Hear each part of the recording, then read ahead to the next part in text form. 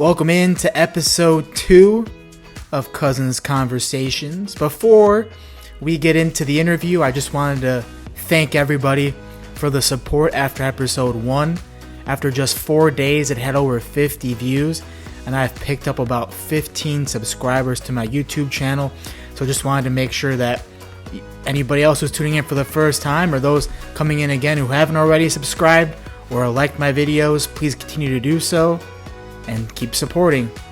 Without further ado, here's the interview from episode 2. All right, welcome back in. Barry Anderson joining me, and I'm excited to talk to Barry because not only is he a Jayhawk alum, he has a very unique position for his profession. We're not just talking all media professionals. We're talking people within sports, and stadium operations is a very interesting job, and that's what Barry does for Sporting KC. So first, Barry, just tell me a little bit about what you do in the stadium operations team for Sporting KC, who is an MLS team. Okay, so perfect. Yeah, so sometimes they'll have us. We work at 2 different locations. One at 3 Points, and we'll work at the stadium. So first, I want to touch base on 3 Points. What we do is we work on a level where they have different venues and stuff. So what we do is we look at this diaphragm, and we have to set up different how the diaphragm is displayed. We have to set it up how we would want it. So we would have to go down and set up. It takes like 2 to 4 hours, but we have to set up what the event looks like. So there's a bar, and then there's bar stools outside. We have to put the bar stools outside, and we just have to match what that diaphragm is. And then same as working in the stadium, not only do we have to work on just one, but we have to go down because there's like 7 floors in the stadium. So working at the stadium takes much more time. But yeah, it's pretty fun. So we have to set up what each venue has to look like for before the event starts, and those are called event conversions. Now, match days, I haven't worked a match day yet, but my first match day I'll work when they play against the Colorado Rapids. But we've been through the trainings and stuff, over the confetti. There's a team that works on the field. There's a team that works upstairs that sets up the banners and stuff like that. In conclusion, stadium operations is making sure the fans get the best experience possible, and also people that attend these venues that they get the best setup as possible and make it feel like it's professional. How did you get into that? I applied for it in June. Like after I graduated, I was just applying for jobs that were in sports. So I applied for Sporting KC because it was close to home, stadium operations, and I applied for some other jobs. And they accepted it. I was supposed to work there earlier, but something went wrong. After I got done interviewing, they told me they accepted it earlier, but something went wrong. So I kind of called the guy over the HR manager to see what was going on, because it was like 4 weeks from now, and they said they made a mistake. They thought that my application sent through and stuff like that. So I was supposed to work earlier, but I'm thankful. I started like late July, so it's been a great experience so far. No, that's good, man, because I remember when I was applying for jobs out of Kansas, it took a while. I was unemployed for 4 or 5 months, so it's good that you landed on your feet. You found somewhere. You're happy there. What do you think that, looking back at it now, how do you think that your journalism background has helped you with the stadium operations job? I'd say it's helped me quite a bit. What I put on my resume, like I was a runner for ESPN during the school year. So when KU played some of their home games at KC, Sporting KC, I kind of got the feel like, oh, this is like kind of interesting. It's kind of fun, like you get to do all this stuff around the stadium, and like you're setting up, you're getting stats for the broadcast crew, you're getting snacks for the other crew, and you're helpful to like all different operations across the stadium, and plus you get on field access during the game. So I feel like that played a big part into it. Now, for the full journalism, I really don't think that's what they looked for. Since like some of what I did on my resume was had to do with in the field of being in local television and stuff like that. But I could say what I did for like certain sports teams, I feel like that played a big part. You're in that environment, you know how it is. A lot of the media are in that environment, don't even get the access that you're talking about, being on the field, things like that. For you, in the stadium operations position, and obviously you've seen the fan side, you've seen the media side. For the stadium operations side, for you, what do you think makes a good fan experience? Well, I think that would make it a good fan experience. I have to touch base on the confetti part. Bringing the joy to the stadium is what our job's supposed to do. Make sure the fans are welcomed and have a good experience. Because like when we blow the confetti cannons, you have fans come up and grab the confetti, say they want the confetti, like because it's a lot of confetti in there, so when it goes everywhere. And then after the games, like you have kids come up and ask us if they could grab some confetti as a super. That's just an example, and like other examples is when we set up like venue stuff. The people that attend these venues, they're happy the way it's set up and stuff. Make sure we do our jobs. Make sure we follow the diagram. And make sure like everything is set up to how it is. So I'd say as on the operations side, we just like want to see the fans happy. No, that's awesome, and it's cool that you got to do that and experience that because not everybody gets to get that experience. And I don't know what it is though with people with confetti though. What do you think it is? Why do you think people like confetti? And it's especially the people that sit right by. Like once they blow the confetti cannons, it's a it's an experience for the kids. Like kids love colorful things. It's could be their first ever soccer game. And it's a chance that they could get this confetti. Like since the season's like wrapping up, it's like everybody loves confetti at the end of the day. It's a memorable thing. I mean, it's like, oh yeah, I got some confetti from the Sporting KC game. Oh yeah, oh yeah. All these things. And then my also favorite part is like setting up the merch, the decor. Like when we set the banners up, it just represents us as a team. That's who we are, and it's where everybody can see it. So, and then communicating with other operations teams, just making sure everything goes smoothly and well. Make sure, like as I said before, making sure the fans has the best experience as possible. Once you see those fans' enjoyment, what's going to go through your mind? You can take a lot of pride in the work that you did to set this experience up for people.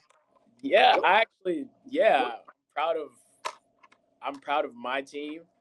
I would be proud of obviously myself and just everybody being on the same page. In other instances, also about safety. We also have like ways, like if it's a thunderstorm, hard weather, stuff like that. We also have like shelters where they can go and stuff like that. Or if it's like an active shooter, like make sure the fans are safe. We have like different places where fans can hide and stuff like that. So it's all about like making sure the stadium looks good, but also making sure our fans are safe too.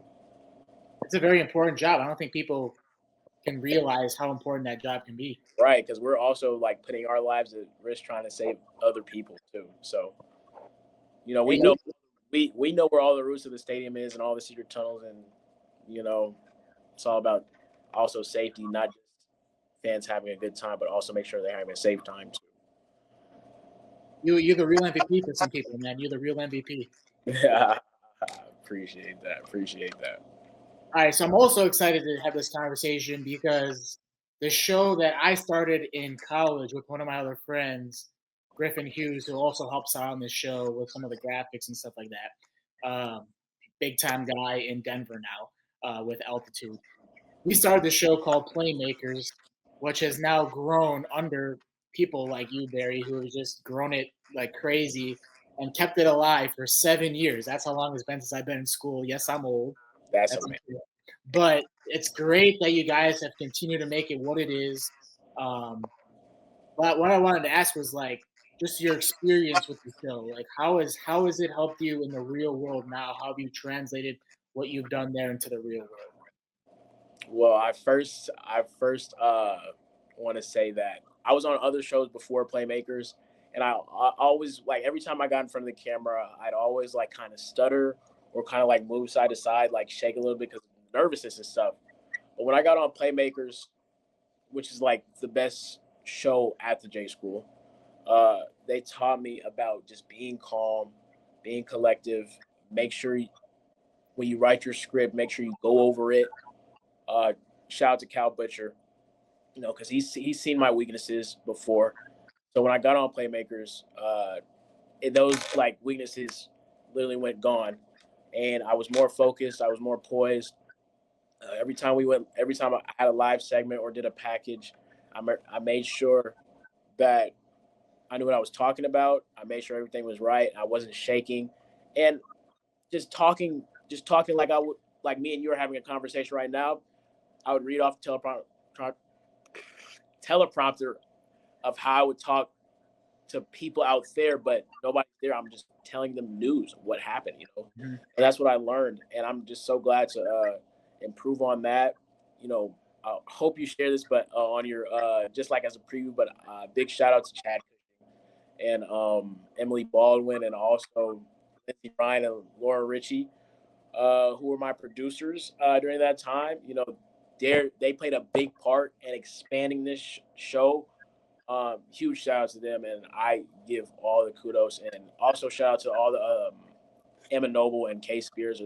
They're the next producers for this show, and I believe they're going to take it far and you know even make Playmakers more noticeable. Like Playmakers Instagram is up to like 2,500 followers, almost at 2,600. So it's just going to keep growing and growing as the years go by. You know, they you thankful for you guys for coming up with Playmakers. You guys started this all, and just big shout out to you guys for setting the tone. I'll take a little bit of the credit for the name because I did come up with the name. Oh, But, but as far as like everything else and how I looked good and the graphics looked good, I'll give that to Griffin. But yeah, I want to be a little humble about it, But it's all good. Um, yeah, and I met Lauren. She's awesome. Emma, I talked to her. She's awesome. I'm glad that they're both taking it and making it better than it was than the way that I left it, and now you left it too. Thinking about the legacy that the show has left behind and the impact it's making on people. oh yeah, they got a website now. We got people posting on Instagram about applications. It used to be like on the download. Like I saw that. I was like, I texted Lauren. I was like, application. That's big time. oh, I'm like wow, like this used to be on the download. Like, but it's good that it's getting more exposure now. You got more people wanting to like join it, and that's like some people at the schools. Like when I was there, you had a lot of people that wanted to get on there that couldn't because like all the spots were filled. But it's good that the show's got to that point where like you have like people like that want to like get on it, and like that kind of put pressure on us because Cal discussed with us at one point in time that like we kind of got to get our acts together, and like there's people that want to take our spot. So hey, it gets to a point where you're doing something right when it gets to that point. Yeah, leave it to Cal to put some fire Yeah, on everybody. yeah, Cal deserves his flowers. So let's talk about talk about Cal a little bit. And what he's meant to you. I mean, he's meant a lot to me. I mean, he still keeps in touch with me till this day, and he was so open to things. Like when we came up with this idea, he was all for it. And Crossroads used to not be in the journalism school when I was there. It used to be in Anschutz's library in the basement. And when I first started out, it was actually in the Union, and then moved to Anschutz's library. So a whole different scenario there. But I pretty much lived in Crossroads when it was in the Anschutz library. And we came up with all these ideas just sitting with Cal, and Cal was just open to them, and he gave us ideas about how to make it better. I mean, when we were there, ESPN Plus did not exist, so we were broadcasting soccer games and doing pregame shows and postgame shows and everything like that. So it was awesome that we did all these things for like class credit. We didn't even get paid, nothing. We just wanted to do it because we wanted to do it. And also Cal was great because he works with the athletic department, so he can get you gigs. Like you were talking about being a runner with ESPN, I would be a runner with Fox Sports and meet all types of cool people through that. Cal deserves his flowers. 100%. But I just listed off a couple of things that he helped me with. But what are you most thankful for with Cal being who he is? So I'm thankful for Cal for like a lot of things. I want to first touch base on my freshman year. My friend Claire Decatur introduced me to Cal Butcher. And when I first met him, he seemed like a really chill guy. And he put me on to the Good Morning KU show, Takeover, Good Morning Playmakers. So I joined my second semester of my freshman year, joined all these shows. I wasn't on Playmakers just yet, but he got me in the gist of how stuff. He wrote the scripts for me because I just started out and stuff like that, and just got me the feel for it. But like at the end of my spring semester, he has this rule where if you miss 2 shows, like you're kicked off that show without like. And there was at one point in time like I was sick, and I didn't mention it to like anybody because we had a group chat set up. Didn't mention it. I missed the show, and then there was another time where I was sick, and I missed the show too without telling anybody. And he disciplined me. This was at the end of the school year, so I'm like, we only had like 2 shows left. So he disciplined me, and he kicked me off Good Morning KU. And so I was like, he told me that like if you want to get in a real local job, like you just can't do that. And like obviously you can't. You got to let people know if you're not gonna make it, or you're not gonna like if you're gonna be late. And I've learned that, and I've not got kicked off a show since at that point. But that was just a wake up call. Like this is what happens in the real world. Like not only would you get kicked off the show, like the local news station, like you would have to like find a new job. So like I'm glad he put that into my mind, like take things more serious. That was a discipline action. That was my favorite thing about him is like, he would hold me accountable. And a huge favorite thing is like he would put me in for like recommendation letters when I'm applying for like internships or jobs and stuff like that. But I'd say that he's taught me a lot about, again, what I told you earlier about speaking in front of the camera. Make sure I have graphics, make sure I have pictures, because people don't want to look at me for the whole time. So I've also learned that from him. Classes, professors told me about that, but I already knew about that because Cal told me about that first. So yeah, he's taught me a lot especially about using the Adobe platforms, making packages. Like he's taught me how to make packages. I really appreciate him for that. And he's taught me like the ins and outs of Adobe Premiere Pro and After Effects, and just like little like stuff that other people wouldn't use in their package. He's taught me like the little insiders of what I would use. And like I forgot what they're called, but they're like hacks. Not like hacks, but like little safety hacks and stuff like that. But I love the guy. Hopefully I keep in touch with him. But he was my favorite. I've never had a class with him but he's like my favorite person. Yeah. He only saw one class when I was there, and it was like the intro to production class. Yeah. And it's funny that you brought up like he held you accountable and stuff, because by the time I took that class, I was already involved with a lot of things and kind of like knew how to edit and shoot video and things like that. But in his class, I would sit in the back and I would talk to some of the other, more experienced guys, who already had experience, gals. And he would like get mad at us in the class for not paying attention, even though we already knew about all this stuff. Oh yeah. Because he was like, "You're in this class, you're the same level as everybody else." Like I remember him saying that, like when we see him like later in the day, and so he didn't even like, even if you were experienced or you talked to him more or did shows in Crossroads, he didn't pick favorites. He still held you accountable. Oh yeah, especially during show times. Like if we're talking in the studio while the show is live, like he'll tell everybody like be quiet, like a loud tone. And there was one time I heard him yell. I'm like, I didn't know he could get like this, but like we were talking loud. So I'm like, wow, I did not know this Cal had this side. And I was on running back at one time, and he was like, there was one point in time like he was mad because like we were starting a show, and Blake Sevenberg, he was the producer, and I'm not gonna point any fingers or anything. I don't think it was him, but like I think somebody earlier that day messed up the audio equipment and stuff like that, and it just wasn't working. And he was like, somebody messed up the TD too. So it was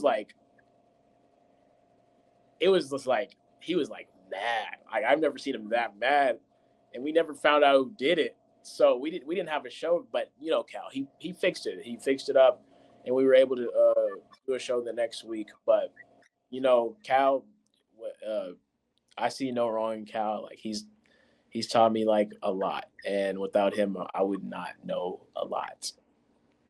And he really cares too. I mean, you don't meet a whole lot of people who really, really care about what they do, but he especially cared so much. And that's also like just in general with like the journalism school, or as they want us to say, William Allen White School of Mass Communications. I've got it. But I just love how all the professors, they just like wanted to be like immersed with you. Like they wanted to like help you. They wanted to, when I first visited there, like the main reason why I wanted to go there was because like when I went to the building, all the professors were handing me their business cards, like send me your work, like what are you doing, and things like that. Like I just felt like welcomed and like that was a big reason for me. And like you were telling me, when we were kind of, prepping to do this conversation, like a lot of your friends forever are going to be from the journalism school. It's like the same for me. That's what I really enjoyed about my time there. Oh yeah, it's always good to connect. We had on Playmakers, we made so many memories. We had a lot of bonding experience. Shout out to Jackson Reed for setting up all these uh, like team bonding experiences. We've been in the batting cages, out to eat. After a Friday show, we would go out to eat. We pick a spot, and we would go there and eat after the show and just talk about life and stuff like that. So I really enjoyed that and getting to know these people for the past 4 years. We've had we intramural basketball teams. We'd be on the intramural basketball team, co-ed, and then we played other we played K we had a journalism school basketball league, and we were playmakers. It was like five of us. It was me, Jackson Reed, Chad Cushing, Jake Feitner, and Jack Jackson. We'd have Luke Martin in sometimes, but it would be like the six of us sometimes, and other teams like KJHK and KJHK, and then we would play the Kansan, and then we would play the secondary team of the Kansan because the UDK and UDK too, since they had like a lot of people. It would just be the five of us. Every other team would have like 10 to 15 people, and we would just like run through everybody. And after that, we would go out and to eat and stuff like that. It was just we won the league too. It was a fun time. It was a fun, and I enjoy all these having these experience with them. I genuinely miss all those guys, and also the girls on our team on Playmakers too. I miss them all. Yeah, that is the hard part about moving out from college, man. You have to put it behind you, man. It's a tough life, man. Right after you leave college, a real world is not fun at first, but that's all right. We out here living, we're out here thriving. But so you told me at Playmakers you covered tennis, baseball, basketball, football. Yeah, I covered all. Carson actually, he was the main guy for basketball. So I try to be different. I try to get into tennis, boxing, do stuff that other people did, especially in the pitch meetings. Like I'd have something unique, and people would look at me kind of funny, but everybody wants to do basketball, everybody wants to do football and stuff. So I try to get in my own lane and try to unique sports and stuff like that. I actually covered the skiing championship for Nordic. I think it was one of my best segments, and I also did the PNB Paribas tennis tournament.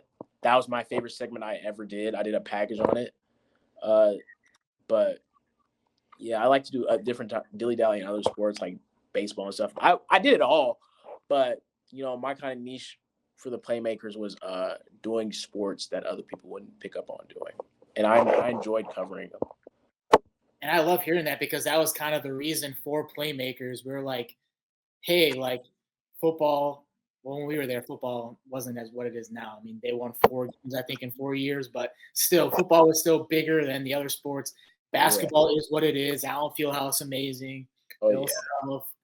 Final Fours, national championships, but it was kind of like, why don't we just tap into these, I guess, Olympic sports or smaller sports, whatever you want to call them.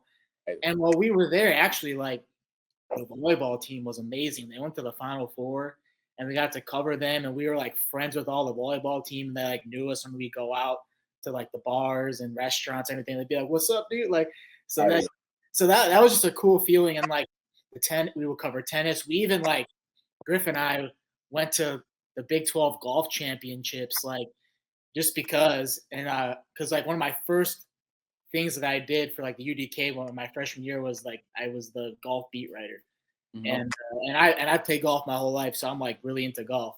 But it's funny now because I talk about that with Griff all the time because guess what golfer won the Big 12 championship when we went? Who? Scotty Scheffler. Yeah. What? Yeah, like the greatest golfer on this planet right now. What? Wait, okay. What college did Scotty go to? He went to that's when Texas was in the Big 12, yeah. Okay, got you. But yeah, but it's just funny because like he's carrying around a little push cart, he's playing by himself. So it's just crazy to see, he's like a multi-millionaire now, like, But he's been the best golfer for the past like 3 years, man. So that's something Playmakers can only give you. That's an experience that only Playmakers can give you right there. Yes. On field, I was surprised because I did a couple home football games when I was with Playmakers. So, getting on the field, I didn't know at that point that Playmakers had the pool like that, like my junior year. So I was like, wow, I'm like really on the field with Playmakers because I was getting B-roll for a football story. So yeah, Playmakers now like literally has it's like the Kansas Athletics. It's kind of a Jackson Reed kind of connection, but I feel like thanks to him, since he was part of Playmakers too, like the Kansas Athletics program and Playmakers kind of like very close. So like we be like one of the first media teams to like get like first on field access to like any sport like soccer. We're really huge on soccer right now, and also basketball, football, all the sports. So Playmakers has really grown for sure. Yeah, I can't wait to see that new stadium in action Saturday for week 0. That's gonna be crazy to see. Yes, yeah, we're the first game of college football season, man. Crazy, man, crazy. And I just like I hated the fact that my senior year I had to drive back and forth to Arrowhead Stadium. I was gonna ask you about that, dude. Like, how did that even work? Like, how did they get fans to go all the way out there? That's like a good like hour drive from the campus, dude. Yeah, they set up buses like KU buses, and like you would have to be like the first to like sign up, not sign up for like but like make sure you get a ride on the KU school buses, and they would take like a lot of buses with a lot of like students on it to and fro from this to the stadium back to campus. So that's how they would set that up. But a lot of kids just drove, use their own cars and stuff like that. But they would do this my senior year. I really want to. I'm gonna watch it. I'm gonna come back and watch some games at this new stadium. I want to because I seen it. I seen it. I feel like they're gonna. Are they gonna do the other side? Yeah, that's like the phase 2 of all the 330 million that Booth just donated. David Booth, the man, David Oh Booth. yeah, David. And we're saying it's like a gateway project. So like after that, set up like many venues and stuff before you get into the stadium. Yeah, that's crazy. I like. Dude, when I was there for football, people would leave at halftime because the team was so bad, man. I'm like, yeah. It was 11 a.m. kickoffs every week, dude. Every week. So you're like, if you wanted to go cover the game, you had to get up and you had to get there. Like, yeah, but now it's just crazy to see, man. It's just crazy to see. Like, I can't even like. I have to like go to. I haven't gone to a game since they've been good, but I need to go and just like take it in because I can't even picture it. But like last year, I did. This is where I met Lauren. I went down to University of Illinois when they played KU, and so it was just crazy to like see, like, wow, like this is like a big time game. Like they're talking about KU like as a ranked team because I just could not comprehend that when I was at school. Like they beat Iowa State when I was there, and then they took the goalpost and put it into the lake. And that wasn't even like a great win. That was just they won a Big 12 game. Like that's just, and they ended up being 5-0 after that. Yeah. So that was crazy. But yeah, and then I got to experience a Final Four my last year when I was there, so that was awesome. And then we ran into the Nova Knicks, Jalen Brunson, Diacono, all those guys. So it was fun to go down to San Antonio. And those two guys, Zach Fisher and Tyler Jones, they were part of Playmakers too. They're cool guys, and that's another friendship I still have from Playmakers too. So it's just like Playmakers, man. That's where it starts. And then who knows? Later down the line, we all connect about a job or whatever. You never know, man. It's like it's all about networking. Oh yeah. So did you okay when you were first there, Playmakers? Did you guys have did you guys like go out and like do things together and stuff like that? Did you guys bond? Oh yeah. Like you were talking about how you guys go out to like dinners and stuff. Like we would go to B-dubs and like talk about the show, or like when we were doing the soccer games and we were doing like the pregame shows and postgame shows and the broadcast. Like we would go to B-dubs and watch UFC and talk about whatever. Oh yeah. Within the shows, or we get together for like a lunch or something. I mean, we didn't come up with the idea to like do intramural teams and go bowling and stuff like that, and then like actually turn into content like you guys. Like I see you guys are so you guys took it to the next level with that stuff, man. Yeah, like out to Lily Hennig for editing all videos. Man. Yeah, that was cool, man. They're kind of like I would watch those videos. It kind of like it got me a little emotional, man. I gotta say, because it's just cool to like see something that you started and it's still going and it's even bigger than how you left it. But man, it's cool. It's cool to see, man. Yeah, it was a lot of cussing on there too, man. Ignore all that. That's fine. That's you gotta make it real world. Like that's how people talk in the real world. There's a lot of that going on. It's all good. We got some bad mouths on our team. All right. Well, the last thing I have to ask you about is you're from Kansas City, but you're a fan of. We'll call the Chargers from San Diego, even though they're in LA. Yeah. We'll call them from San Diego. So how did you become a San Diego fan? Because you said you're Padres and Chargers. How did that happen? Okay, that's a coincidence. All right. So the reason why I'm a Chargers fan is because Florida State University had some dogs on their team. Derwin James, Jalen Ramsey. Watch those guys. They were my favorite duo. Like they literally killed it in college. So at that point when Derwin James was getting drafted that year, 2018 and 2017, I was like, whatever team he gets drafted to, that's gonna be my team. All right.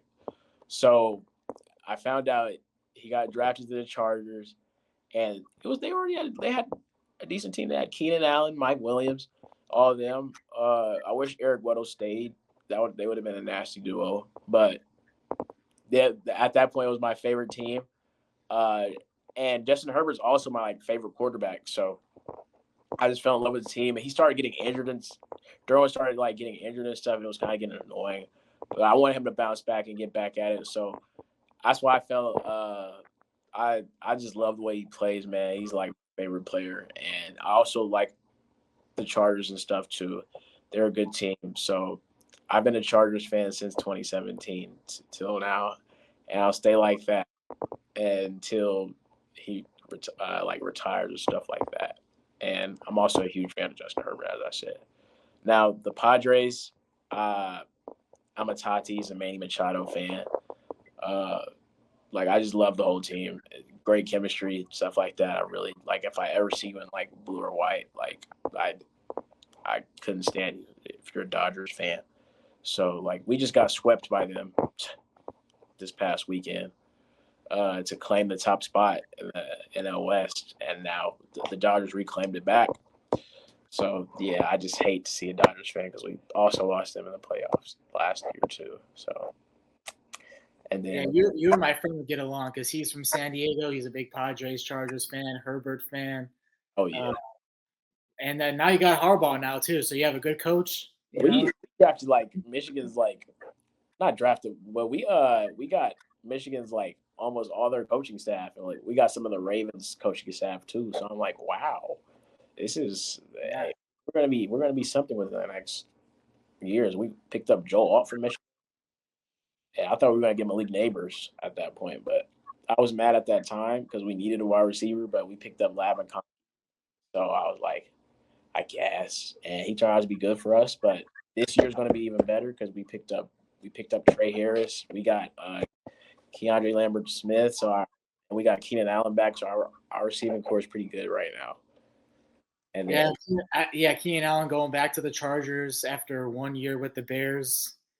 yeah, That's my team, but well, Bears are nice this year, man. You guys have Caleb Williams has. let's not go there yet. Let's not go there. I'm not ready to go there yet. You know. Hey, you guys improved on O line. You got like the best receiver in the draft. You got one of the best tight ends in the draft. Like I will say people were getting excited about the preseason game on Sunday, 38-0.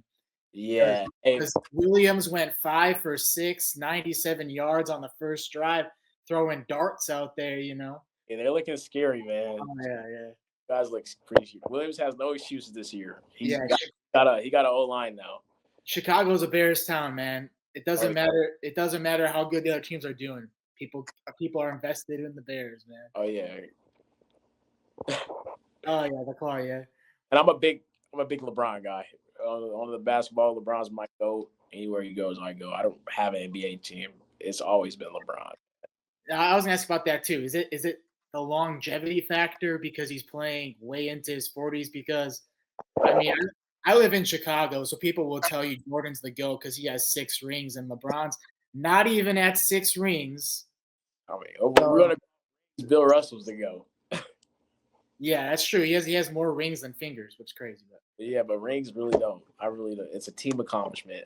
I really don't pay it like dilly dally and arguing about the ring thing. I'm like, yeah, rings are cool, but like if your team's not playing well, it's gonna be like literally impossible.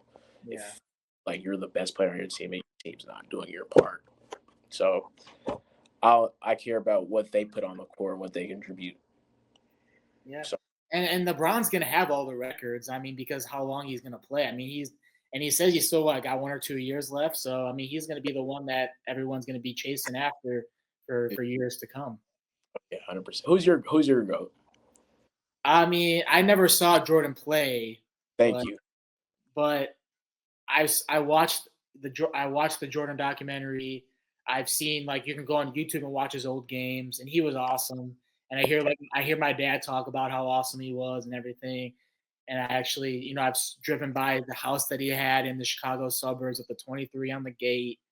So I would go with him just because it's just what I'm used to knowing, and also like, but I will say, and my Chicago friends will probably hate me for this. I respect what LeBron is doing from like longevity wise and like staying in the game. He does do some questionable, like he does say some questionable things, make some questionable decisions, and when he missed out on the All-Star game this year and things like that. But I do respect that he's the longevity because he's probably changed the course of how basketball is going to be. because now you're going to see guys playing into their 40s and being healthy into their 40s like he has. Oh yeah, 100%. I don't think you'll ever see a hybrid guy like him again. Players really don't like playing games now. They'll sit out like 20 games, and I'm glad Adam Silver put out that rule.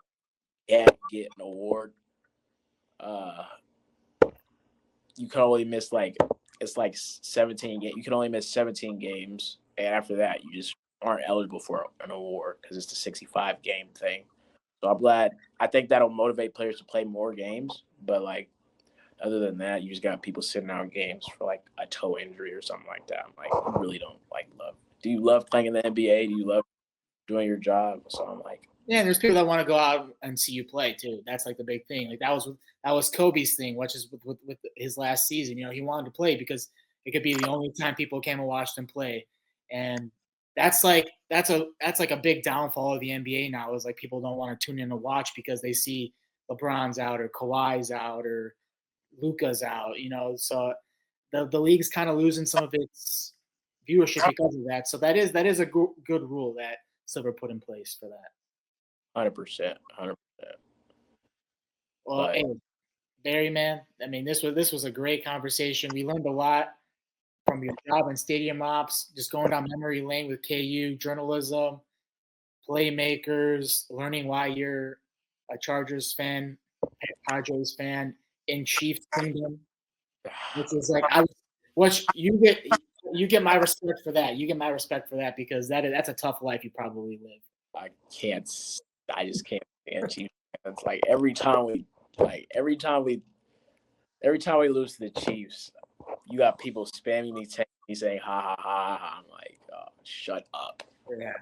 Yeah. It's kind of like the Packers fans that are my friends that are Packers fans with Bears. They just be like, hey, we got you again. But beer when A-Rod was like, we own you. I'm like, God. Yeah. Bad for the Bears.